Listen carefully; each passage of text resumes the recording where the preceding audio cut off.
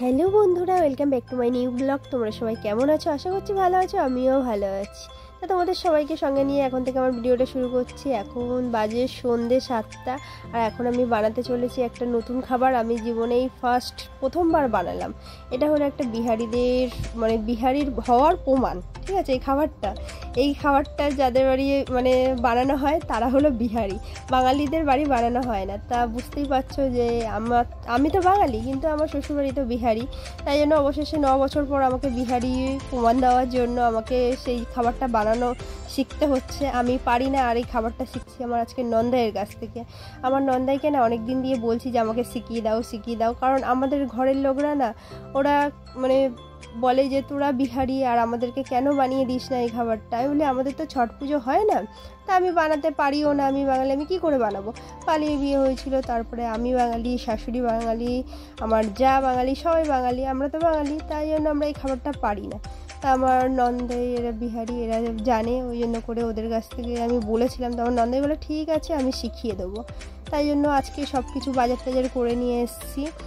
নন্দাইকে অনেকদিন আগেই বলেছিলাম, তো নন্দাইও একটা চাকরি করে, তারও সময় চাই, তাই না? তা আজকে বলে ঠিক আছে তুমি বানাও, আমি তোমাকে বলে দিচ্ছি। তাও নন্দাই বলে দিচ্ছি যে কি কি লাগবে। আমি সেই বাজারগুলো করে এনেছিলাম, তোমার সুজি, ময়দা, চিনি, তারপরে শুকনো তোমার কিশমিশ, কাজু, নারকেল, তারপরে তোমার ওই যে কি একটা হয় গোলাপ ফুলের ভেতরে থাকে, ওই নামটা না আমি ভুলে গেছি, কি মাগড়া না কি একটা হয় সেটা, আর তার মধ্যে ছিল শুকনো খেজুর। তা দেখো আমার নন্দাই আমাকে তেলটা দিয়ে দিচ্ছে যে কতটা কি তেল লাগবে।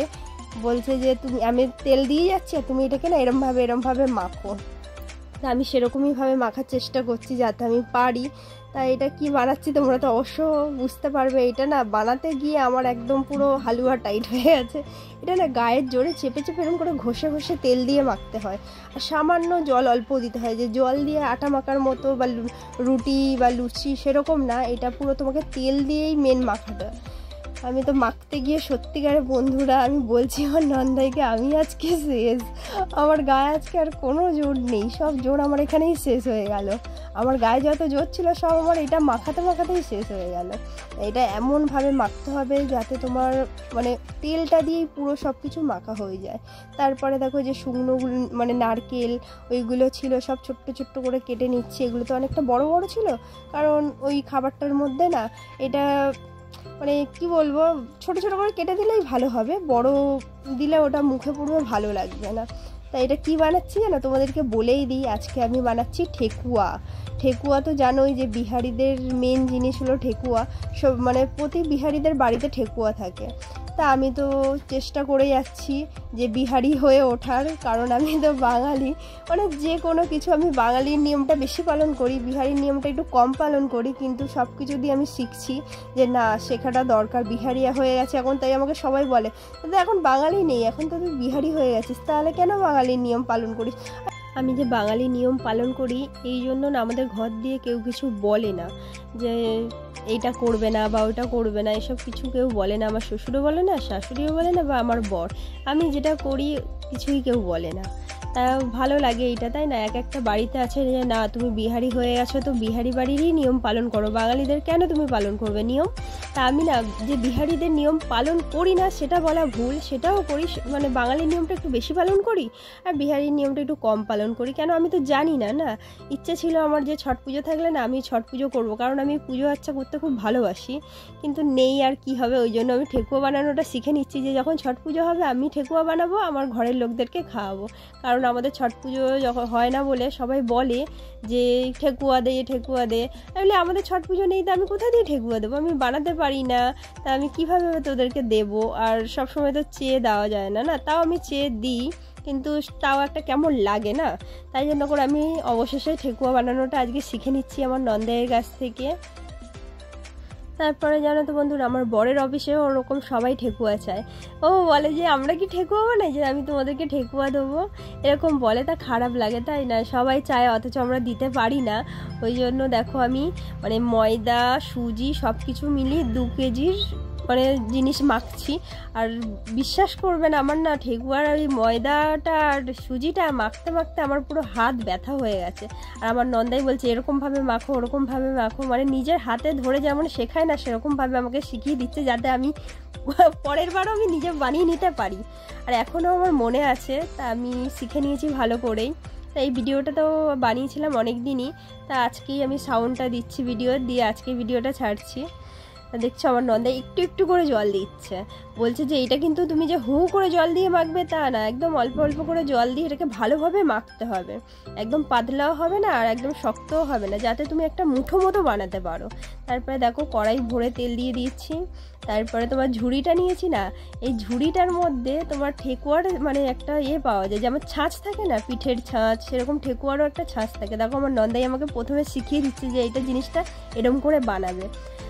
এটাকে ভালো করে মুঠো করে নিয়ে আর তোমার ওই ঝুড়ি আছে, ঝুড়িটার মধ্যে না চেপে ছাপটাকে তুলতে হবে। কেন আমার তো ছাপ তোলার কোনো কিছু নেই, বলছে তুমি এরকম ঝুড়ির মধ্যেও ছাপটা তুলে নিতে পারো। তা দেখলাম যে না ভালোই হলো, মানে কি সুন্দর একটা ডিজাইন হয়ে গেল, দেখতেও ভালো লাগছে, না হলে একটা মুঠো মুঠো জিনিসটা কেমন লাগতো। আর পুরোপুরি আমি ঠেকুয়াটাকে এরমভাবে বানিয়েছি আর আমার নন্দাই সবটা ভেজেছে জানো, প্রথম থেকে লাস্ট পর্যন্ত পুরো আমার নন্দাই ভেজেছে। আর আমি ছাপগুলোকে তুলেছি, তার মাঝে মাঝে আমার নন্দাইও একটা দুটো ছাপ তুলে দিয়েছে, কারণ এতগুলো না ছাপ তুলতে তুলতে পুরো আমার হাত ব্যথা হয়ে গেছিলো। আমি আর পরে না মানে ওইটাকে চেপে আর চাপ মানে চেপে চেপে যে চ্যাপটা মতো হয় সেটা আর করতে পারছিলাম না, এতটা আমার হাত ব্যথা হয়ে গেছিলো। আমাদের ঘরে না কেউ ঠেকুয়া বানাতে এখনও জানে না, মানে আমার শাশুড়ি আমার যা কেউ জানে না। আমি ভাবলাম যে সবার আগে আমিই শিখে নিয়ে সবাইকে বানিয়ে খাওয়াবো। তা আমার নন্দাইয়ের কাছ থেকে তো আমি সেই ঠেকুয়া বানানোটা শিখে নিচ্ছি, কেমন করে কি বানাতে হয়। আর তোমরাও যারা পারো না তারাও আমার ভিডিওটা দেখে কিন্তু শিখতে পারো। আমি কিন্তু প্রথম দিয়ে যা যা করেছি সবটাই তোমাদের ভিডিওতে দেখিয়েছি, যে কেমনভাবে মাখতে হবে, কেমনভাবে কি করতে হবে, সব কিছুই দেখিয়েছি। তোমরাও পারবে এরমভাবে, মানে বেশি কঠিন না জানো তো। আমি ভেবেছিলাম যে খুব কঠিন, কিন্তু কোনো কিছুই না, তোমার মানে চেষ্টা করলে সব কিছুই করা যায়। দেখো আগে না আমি সব একটু বেশি করে নিচ্ছি, কারণ একটা একটা করে না এটা বানানো যায় না, একসাথে তেলের মধ্যে অনেক কটাই দিতে হয়, ওই জন্য অনেক কটাই ছাপ তুলে নেওয়া হচ্ছে। আমি ঠেকুয়াটা বানানোর জন্য 1.5 কেজি ময়দা নিয়েছিলাম, 500 মতো সুজি নিয়েছিলাম আর 1 কিলো চিনি। আর এর মধ্যে তোমার পড়েছিল 1 কেজি মানে সাদা তেলটা খালি ভাজার জন্য, আর তোমার ওই যে ময়দাটাকে মাখতে হয়েছে 200 গ্রাম মতো তেল, সাদা তেল দিয়ে তোমার ময়দাটাকে হাত দিয়ে চেপে চেপে মাখতে হয়েছিল। তারপরে শুকনো কাজু কিশমিশ সব কিছু মিলিয়ে আমি 100 গ্রাম এনেছিলাম, 100 গ্রামের দাম পড়েছিল 100 টাকা জানো।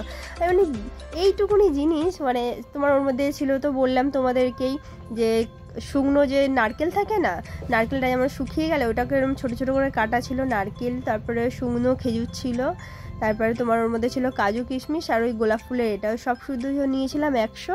তা ওটা দিয়েই সব কিছু ছোটো ছোটো করে কেটে আর ওর মধ্যে দিয়ে আর মাখিয়েছিলাম। দেখো ওর মধ্যে দেখা যাচ্ছে যে সব কিছু আছে। এবার এইটাকে নিয়ে দেখো তেলের মধ্যে ছাড়া হচ্ছে, মানে এইটা না ভাজতে হবে তোমার পুরো ডোবা তেলের মধ্যে। ঘি দিয়েও ভাজা যায়, তোমার এটা আটা দিয়েও করা যায়, কিন্তু আটার থেকে না তোমার এটা ময়দারটা বানালে মানে বিস্কুটের মতো খেতে লাগে, পুরো কচকচে। দেখো কতগুলো ভাজা হয়ে গেছে, 1 কৌটো হয়ে গেছে পুরো ভাজা।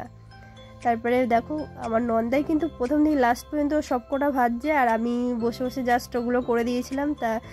তারপরে তোমার পুরো সব কিছু বানানো হয়ে গেছিলো আর অরুণিমা বললো আমি একটা টেস্ট করে দেখি কেমন খেতে হয়েছে।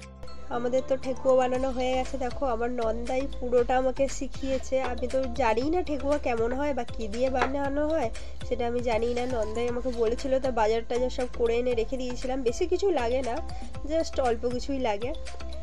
তারপরে তোমার এই যে দেখো এর মধ্যেও আছে কটা, আর এই যে 1 গামলি, মানে এটা 1 কৌটো মতো হবে। তারপরে আমার মানে ঠেকুয়াটা হয়ে গেছে, আমার বড় একটা বন্ধুকে আমার নন্দাইকে দিয়েছিলাম, এবার সে নিয়ে রাস্তায় গেছিলো, ওরা দেখেছে ঠেকুয়া, শুনেছে আমরা বানিয়েছি, সে শুনেছে ঠেকুয়া দাও ঠেকুয়া দাও, আমার তাকে ঠেকুয়া দিয়েছি। সে আবার কি বলছে না আমি খেতে দিয়েছি জাস্ট 5টা, যে পাবে কোটা তুমি এক কাজ করো বলে সে অল্প করে নিয়ে আর বলছে যে দেখে আমি কালকে নিয়ে যাবো।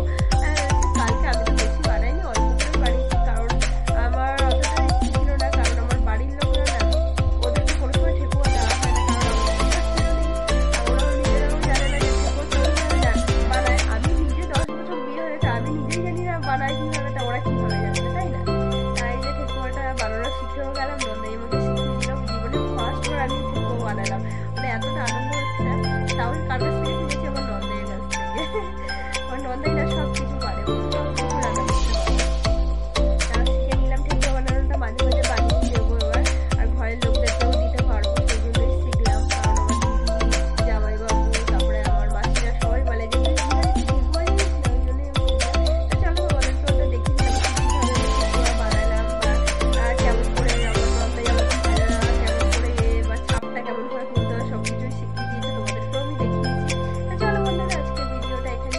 আজকে